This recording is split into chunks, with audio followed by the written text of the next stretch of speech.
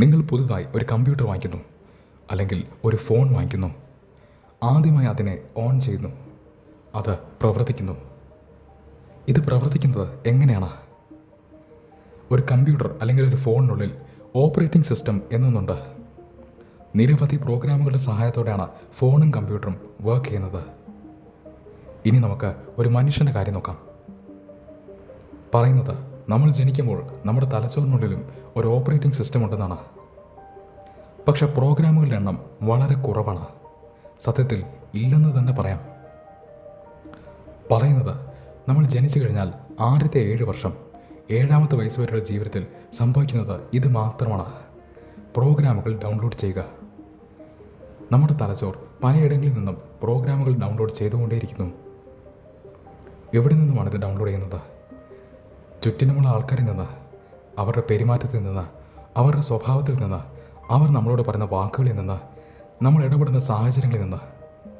അതായത് അച്ഛൻ, അമ്മ, മറ്റ് മുതിർന്ന ആൾക്കാർ, നമ്മൾ പരിചയപ്പെടുന്ന മറ്റാൾക്കാർ, നമ്മൾ ഏതൊക്കെ സാഹചര്യത്തിലൂടെ ജീവിക്കുന്നോ ആ സാഹചര്യങ്ങൾ, ഇവിടെ നിന്നുമെല്ലാമാണ് നമ്മൾ പല പ്രോഗ്രാമുകൾ ഡൗൺലോഡ് ചെയ്യുന്നത്. ഇത് നേരെ പോകുന്നത് സബ് കോൺഷ്യസ് മനസ്സിലേക്കാണ്. അതെ, 7ാമത്തെ വയസ്സ് വരെ എല്ലാ പ്രോഗ്രാമുകളും ഡയറക്റ്റായിട്ട് പോകുന്നത് സബ് കോൺഷ്യസ് മനസ്സിലേക്കാണ്. ഇത് വളരെ വലിയൊരു വിഷയമാണ്. 7ാമത്തെ വയസ്സ് വരെയുള്ള ജീവിതം വളരെ ഇൻട്രസ്റ്റിംഗ് ആയ ജീവിതമാണ്. ഇതിനെക്കുറിച്ച് കൂടുതൽ ഡീറ്റെയിൽസ് വരും ദിവസങ്ങളിൽ മറ്റ് ചില വീഡിയോസിലൂടെ പറയാം. എന്തായാലും ഇന്ന് ഇത്രയും മനസ്സിലാക്കുക. പറയുന്നത് 7ാമത്തെ വയസ്സ് വരെ നമ്മൾ കാണുന്നതും കേൾക്കുന്നതും എല്ലാ ഇൻഫർമേഷനും, എല്ലാ പ്രോഗ്രാമുകളും നേരെ പോകുന്നത് സബ് കോൺഷ്യസ് മനസ്സിലേക്കാണ്. കോൺഷ്യസ് മനസ്സ് അതിൻ്റെ പ്രവർത്തനങ്ങൾ ഇതുവരെ ആരംഭിച്ചിട്ടില്ല എന്നാണ് പലരും പറയുന്നത്. അത് സംഭവിക്കുന്നത് 7ാമത്തെ വയസ്സിലാണത്രേ. അപ്പോൾ ചോദ്യം ഇതാണ്: 7ാമത്തെ വയസ്സ് വരെ വളരെ നെഗറ്റീവായിട്ടുള്ള പ്രോഗ്രാമുകൾ നമ്മൾ ഡൗൺലോഡ് ചെയ്താൽ, അതായത് മോശമായ സാഹചര്യങ്ങളിൽ ജീവിച്ചാൽ, മോശമായ കാര്യങ്ങൾ കേട്ടാൽ, മോശമായിട്ടുള്ള പെരുമാറ്റം കണ്ടാൽ, അനുഭവിക്കേണ്ടി വന്നാൽ നമ്മുടെ ജീവിതം നല്ലതായിരിക്കുമോ? പറയുന്നത് അല്ല എന്നാണ്. മിക്ക ആൾക്കാർക്കും 7ാമത്തെ വയസ്സ് വരെയുള്ള ജീവിതത്തിൽ ഒരുപാട് മോശം അനുഭവങ്ങൾ നേരിടേണ്ടി വരാറുണ്ട്. നമ്മൾ ഒരുപാട് ആൾക്കാർ വഴക്ക് പറയുന്നു. നമ്മൾ പല കാര്യങ്ങളും ചെയ്യാൻ ശ്രമിക്കുമ്പോൾ നിന്നെക്കൊണ്ട് അതിന് സാധിക്കില്ല എന്ന് പറയുന്നു. പല മോശം സാഹചര്യങ്ങളോട് ജീവിക്കേണ്ടി വരുന്നു. ശരിയല്ലേ? ഈ നെഗറ്റീവായിട്ടുള്ള ഇൻഫർമേഷനാണ്, ഇത്തരം പ്രോഗ്രാമുകളാണ് നമ്മുടെ സബ് കോൺഷ്യസിൽ ഇരിക്കുന്നത്. പറയുന്നത് 7ാമത്തെ വയസ്സ് മുതൽ നമ്മുടെ കോൺഷ്യസ് മനസ്സ് പ്രവർത്തിക്കാൻ തുടങ്ങുമ്പോൾ അത് ഉപയോഗിക്കുന്നത് സബ് കോൺഷ്യസ് മനസ്സിലെ പ്രോഗ്രാമുകളാണെന്നാണ്. അത് നോക്കുമ്പോൾ കാണുന്നത് മുഴുവൻ നെഗറ്റീവ് പ്രോഗ്രാമുകളാണ്. ഇങ്ങനെയുള്ളൊരു വ്യക്തിയുടെ ജീവിതം എങ്ങനെയായിരിക്കും ഉണ്ടാവുക? തീർച്ചയായിട്ടും അതൊരു പോസിറ്റീവ് ഡയറക്ഷനിലായിരിക്കില്ല. പറയുന്നത് സബ് കോൺഷ്യസ് മനസ്സിൽ ഏകദേശം 70% നെഗറ്റീവായിട്ടുള്ള കണ്ടന്റാണ് സൂക്ഷിക്കപ്പെട്ടിരിക്കുന്നത് എന്നാണ്. മിക്ക ആൾക്കാരുടെ കേസിലും ഇതാണ് സത്യം. 70% സബ് കോൺഷ്യസ് മനസ്സിലെ പ്രോഗ്രാമുകൾ നെഗറ്റീവാണ്. കോൺഷ്യസ് മനസ്സും സബ് കോൺഷ്യസ് മനസ്സും തമ്മിൽ ഒരുപാട് വ്യത്യാസങ്ങളുണ്ട്. അതിൻ്റെ ശക്തിയിൽ തമ്മിലും വലിയ വ്യത്യാസങ്ങളുണ്ട്. പറയുന്നത് സബ് കോൺഷ്യസ് മനസ്സ് ഒരു ഹാബിറ്റ് മനസ്സാണെന്നാണ്, ശീലങ്ങളുടെ മനസ്സ്.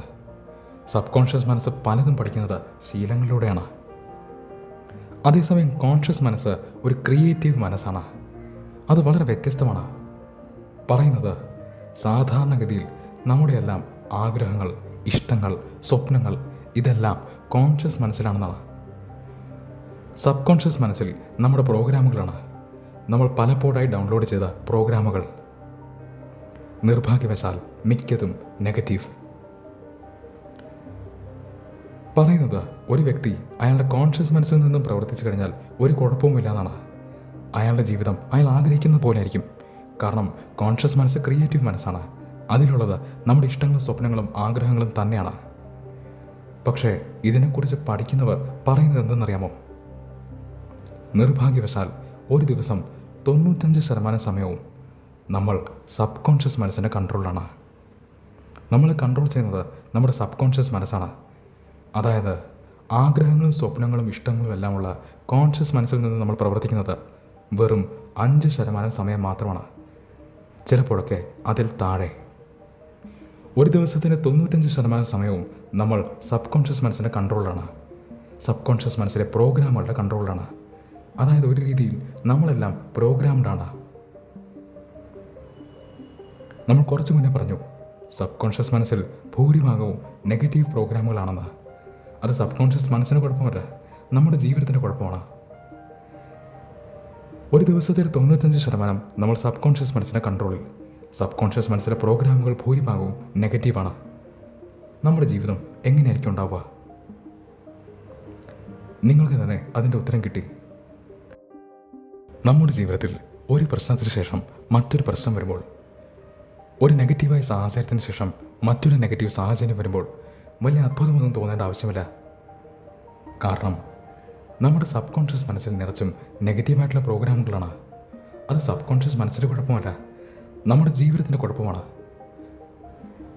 എന്തുകൊണ്ടാണ് ഇങ്ങനെയൊക്കെ സംഭവിക്കുന്നത്? പറയുന്നത് ഇത് ഏതാണ്ട് ഒരു ഓട്ടോ പൈലറ്റ് മോഡ് പോലെയാണെന്നാണ്. അതായത് ഇപ്പോൾ ചില വണ്ടികളിൽ ഓട്ടോ പൈലറ്റ് എന്നൊരവസ്ഥയുണ്ട്, ഓട്ടോ പൈലറ്റ് മോഡ്. ആ വണ്ടി നമുക്ക് ഓടിക്കാൻ സാധിക്കുമെങ്കിലും എപ്പോൾ വേണമെങ്കിലും ഒരു ബട്ടൺ ഞെക്കിക്കഴിഞ്ഞാൽ വണ്ടി പിന്നെ ഓട്ടോ പൈലറ്റ് മോഡിലായിരിക്കും. ആ വണ്ടി പിന്നെ സ്വയം ഓടിക്കോളും. അതിൻ്റെ കയ്യിലുള്ള പ്രോഗ്രാമുകളുടെ സഹായത്തോടെ ആ വണ്ടി ഓടുന്നു. ഇത് തന്നെയാണ് നമ്മുടെ ജീവിതത്തിൽ സംഭവിക്കുന്നത്. കുറച്ച് സമയം മാത്രമാണ് നമ്മുടെ കോൺഷ്യസ് മനസ്സ് കാര്യങ്ങളെ കൺട്രോൾ ചെയ്യുന്നത്. പലപ്പോഴും നമ്മുടെ കോൺഷ്യസ് മനസ്സ് ബിസിയാണ്. അപ്പോൾ വണ്ടി ഓടിക്കുക എന്ന ചുമതല സബ് കോൺഷ്യസ് മനസ്സിൻ്റെ കയ്യിലാണ്. അതാണ് ജീവിതത്തിൽ എന്ത് സംഭവിക്കണമെന്ന് തീരുമാനിക്കുന്നത്. പല ആൾക്കാരും പ്രോഗ്രാംഡാണ്. നമ്മുടെ പെരുമാറ്റമെല്ലാം പ്രോഗ്രാംഡാണ്. ഇതുകൊണ്ടാണ് ചില ആൾക്കാരുടെ ഭാവി പ്രവചിക്കാൻ സാധിക്കുന്നത്. കാരണം ഒരു പ്രത്യേക സാഹചര്യത്തിൽ അയാൾ എങ്ങനെ പെരുമാറുമെന്ന് അയാളുടെ പ്രോഗ്രാം മനസ്സിലാക്കിയാൽ നമുക്ക് പറയാൻ സാധിക്കും. ഇനി ഇൻട്രസ്റ്റിംഗ് ആയ ഒരു കാര്യം കൂടി പറയട്ടെ. നോക്കൂ, നിങ്ങൾക്കും ഇങ്ങനത്തെ അനുഭവങ്ങളുണ്ടാവും. നിങ്ങൾ ജീവിതത്തിൽ ചില കാര്യങ്ങൾ ആഗ്രഹിക്കുന്നു, ചില കാര്യങ്ങൾ ചെയ്യണമെന്ന് ആഗ്രഹിക്കുന്നു. നിങ്ങൾ ആഗ്രഹിച്ചു, വലിയ പ്രയാസമൊന്നും ഇല്ലാതെ തന്നെ അത് സംഭവിച്ചു.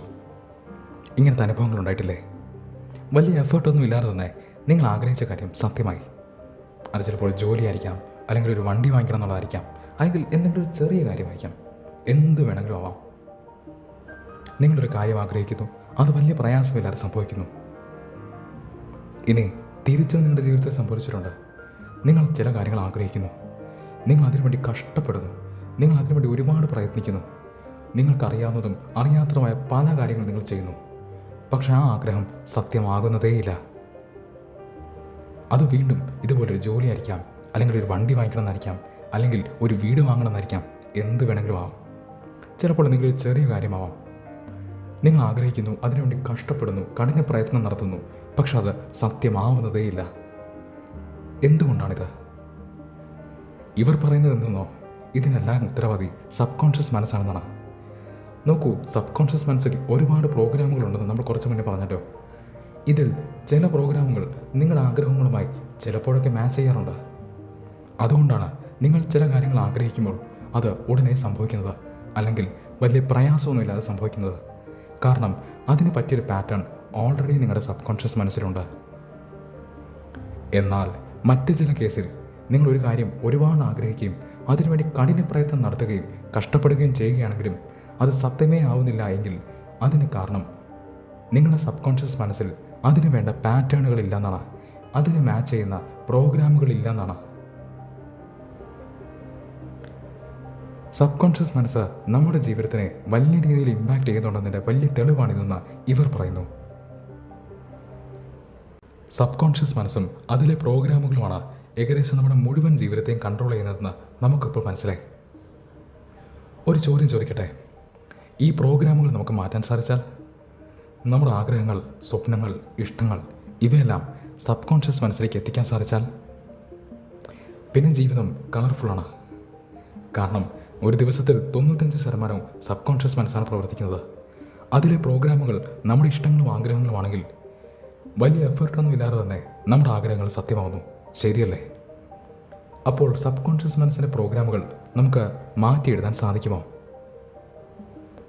ഇതിനെക്കുറിച്ച് പഠിക്കുന്നവർ പറയുന്നത് സാധിക്കുന്നതാണ്. ഒരുപാട് ആൾക്കാർ ഇതിനെക്കുറിച്ച് ഒരുപാട് കാര്യങ്ങൾ പറഞ്ഞിട്ടുണ്ട്. പല ആൾക്കാരും പല പല ടെക്നിക്കുകൾ സജസ്റ്റ് ചെയ്യുന്നു. ഇതിനെക്കുറിച്ച് വരും ദിവസങ്ങളിൽ പല പല വീഡിയോസിലൂടെ സംസാരിക്കാമെന്ന് വിചാരിക്കുന്നു. നിങ്ങൾക്ക് ഈ വിഷയത്തിൽ ഇൻട്രസ്റ്റ് ഉണ്ടെങ്കിൽ തീർച്ചയായിട്ടും ചാനൽ സന്ദർശിക്കുക. സബ് കോൺഷ്യസ് മനസ്സിനെക്കുറിച്ചും അതിലെ പ്രോഗ്രാമുകളെക്കുറിച്ചും അതിലെ പാറ്റേണുകളെക്കുറിച്ചും വളരെ ഇൻട്രസ്റ്റിംഗ് ആയ ചില വീഡിയോസ് ഇതിനു മുൻപും ഈ ചാനലിൽ ചെയ്തിട്ടുണ്ട്. നിങ്ങൾക്കിഷ്ടമാണെങ്കിൽ തീർച്ചയായിട്ടും ആ വീഡിയോസും കണ്ടു നോക്കുക. നമുക്ക് മറ്റൊരു വീഡിയോയിലൂടെ കാണാം.